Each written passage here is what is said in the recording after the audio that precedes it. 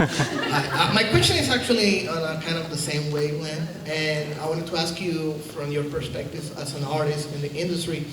Avengers came out 2 weeks ago, and besides the movie, there's been a lot of rumble in the media or maybe the social networks about how low the presence of female characters in the products, like in the toys or the clothes and accessory and all that, which kind of something happened with Batgirl. I don't remember what, see, a Batgirl toy, for example.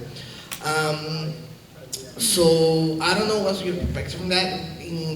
Okay, my question is, what do you believe, what do you think from your perspective as an artist in the industry that maybe the audience should do, or maybe the media should do about to maybe fix that? Because we even had Mark Ruffalo calling out Marvel in Twitter about that situation. And it seems that there's a huge disbalance between what they think and what they actually can see, because you walk around this Comic-Con and you see the same amount of females and males.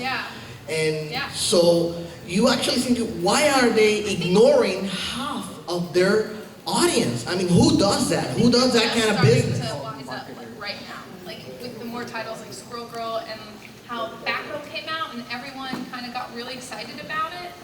And DC now is launching all those new titles that are very different than what they were doing before. And I think a lot of it had to do with them taking this risk on Batgirl. And I think you're completely right. They are missing out on a big audience. But I think they're wising up. And I was on a panel with a lot of people in the TV industry once. It was like a women in the creative industry panel. And they were talking about how bleak it is in Hollywood. Like Hollywood is way worse. There's like 2% of directors in Hollywood are like female. They had the really big pay gap thing going on there. And I think because our culture is like smaller and there's more communication. Like we go to these things and we all talk to each other and everyone talks to each other on Twitter. I think change is happening faster, but Hollywood's like run by a lot of like big corporations that like don't care.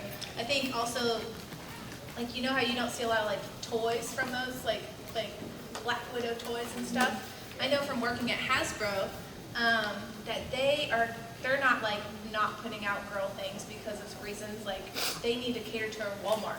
So like Walmart doesn't have a unisex section. They have a boy shelf and they have like a girl shelf. And like if your toy like doesn't really fit into the pink aisle or the blue aisle, like they're not gonna make it because there's no way for them to put it and sell it and make money. So I think there's a lot having to do with like evil corporations. I know it sounds like such a cop-out answer, but it's true. It's true. So I think if you want to make a difference, like buy that weird stuff or like start making it. Start making that thing that people are so hungry for. And watch it explode, and that's how you like make change. You know, this Batgirl thing, like it was very different for DC to put out, and people bought it and they got excited about it, and now DC's putting out funkier stuff. So I think if you see them taking a risk, don't just be like, oh, I don't buy DC books anymore. Like I'm not gonna, screw them. Like, swallow your pride a little bit and maybe buy that different thing they're trying to do, because that sends a message to them to keep on making it, keep on trying it, keep on changing it up. And I mean, it's trying to like turn the Titanic around. Like it's gonna take a while and it's a slow turn, but they're starting. I think we just gotta like try to produce. You mentioned the new line that they're throwing on fall about that is specifically for girls, Batgirl, Poison Ivy. Do you feel that what they should do, or that should solve the problem, or start to solve the problem, or they should maybe doing something specific for girls is actually counterproductive, and they just should keep doing what they're doing, but just getting the production of toys from what they're doing right now? Both. I think they should do both. I think that little girl, that little bit, what's it called, DC Girl Entertainment, DC Girls or something.